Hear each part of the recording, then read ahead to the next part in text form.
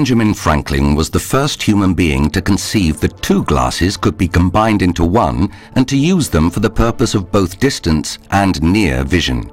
Given that he was writing documents and reading the whole day long, he developed this idea for practical reasons, and he should be acknowledged as the first person to conceive the multifocal concept for glasses. A brand new multifocal IOL technology is now emerging, originating from this old idea and transforming it into a completely new one, which is going to change our ideas about multifocality. The first things that we would like to define are the characteristics of the perfect multifocal intraocular lens. The perfect multifocal lens should have a focus which is dominant for far. It should avoid the overlapping of foci, providing the adequate disparity between focus. It should be aspheric in order to improve the optical performance. It should be toric to correct astigmatism and, if necessary, pupil independent to be able to function in different environmental light conditions. Optical performance should be very good in the optical bench and indeed when inside the eye. It should also be stable in the capsular bag, inducing a very low PCO rate. Finally, it should be used sub 2 mm so as not to induce astigmatism, and it should provide good visual outcomes for far, intermediate and near. Up to now, all of the intraocular lenses that have appeared on the market are based on the rotational symmetry concept. They are made with concentric circles, either refractive or diffractive, which provide images generated in an area of 360 degrees. The light is scattered on the foci over the entire lens, causing the following main disadvantages: loss of light, permanent overlapping of images, causing halos and glare, loss of image quality and contrast sensitivity function. We're going to explain the concept of rotational asymmetry. In rotational asymmetrical lenses, the light is refracted to the near focus only on a specific sector. The rest of the lens behaves like a monofocal lens, so the main advantage of these new principles is that more light should go to the furthest focus with the following consequences: increased contrast sensitivity function, less duplication of images inducing less halos and glare, better image quality. And this is the new concept comprised in a new lens. In this lens we have a sector that focuses the light for near only. The specific improvements in the optical geometry of this lens are that most of the lens is for far with an area for near. The lens is semi-meridional, divided into optical sectors, creating a truly pupil-independent intraocular lens. The very steep semi-meridional transitions between the reading and distance sectors of this lens minimize the reflections in the direction of the optical axis. When the light hits the transition area in the embedded sector, this will be reflected away from the optical axis. This prevents any superposition of interference diffraction, normally caused by curvature variations on optical surfaces.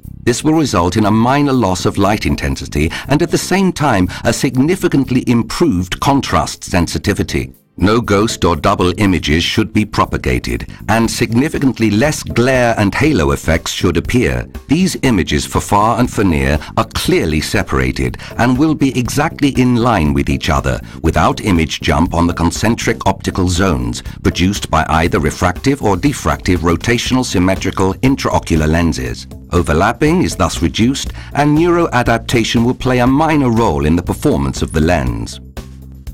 How is this lens implanted? 2 mm length incisions are enough for the implantation, following the principles of minimally invasive cataract surgery. The lens has to be grasped in an appropriate position and should be taken to the cartridge of the injector with the tiny dot protrusion facing anteriorly. We use the Oculentis injector into which we insert the cartridge, and the plunger will push the lens out of the cartridge. Using corneal-assisted wound technique, the lens is injected inside the capsular bag and the trial haptic is inserted in a second maneuver. The lens has to be rotated and placed with a notch inferiorly located and 2 lines defining the sector placed horizontally. The total surgery is performed through incisions of 2 mm. Then the viscoelastic is removed and the surgery is finished. This is how the lens looks at the end of the surgery, with the sectors indicated with the lines and the notch, which means that the lens is correctly placed inside the capsular bag. Using ray tracing, we have simulated this journey of how the focus are created along the transmission of the light refracted by the lens in this particular optical geometry. This particular light distribution causes a minimal loss of light. The lens keeps an almost constant light distribution for pupil sizes between 2 and 5 millimeters, with the energy distributed in each of the foci being about 60 to 66% of the light for far and about 40 to 42% of the light for near. This creates a far focus dominance which improves neuroadaptation.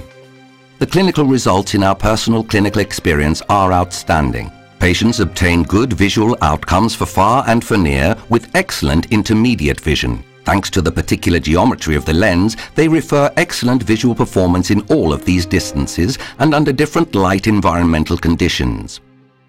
When residual astigmatism is corrected, the far vision results are outstandingly good, with all of the patients being better than 0.8, that is 20/25. The best spectacle distance corrected near visual acuity was a minimum of J3 in all of the patients, whilst 85% of the patients showed J2 and J1 with excellent intermediate vision at the same time. The defocus curve shows that for J1, this lens provides a depth of focus of 3.5 diopters and with intermediate vision qualified for J3. The contrast sensitivity function is at the limits of normality, and this lens corresponds to the contrast sensitivity of a middle-aged person.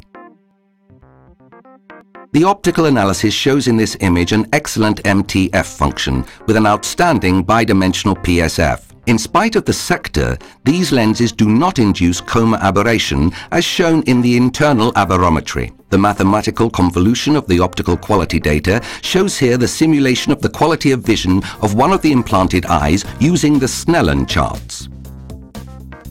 In conclusion, using this new concept of multifocal IOL, we have obtained excellent visual outcomes for all distances with a very low incidence of halos and glare and improved contrast sensitivity by reducing the loss of light with excellent neuroadaptation, minimal induction of aberrations and very good spectacle independence with excellent objective optical and intraocular clinical performance. Finally, Benjamin Franklin had an idea which was successful in his times, and now this concept has been successfully developed today for the benefit of the patient, thanks to the improvement in the optical technology leading to a new generation of multifocal lenses. We thank the ideas of the past, and we welcome today's new ideas in this era of correction of presbyopia.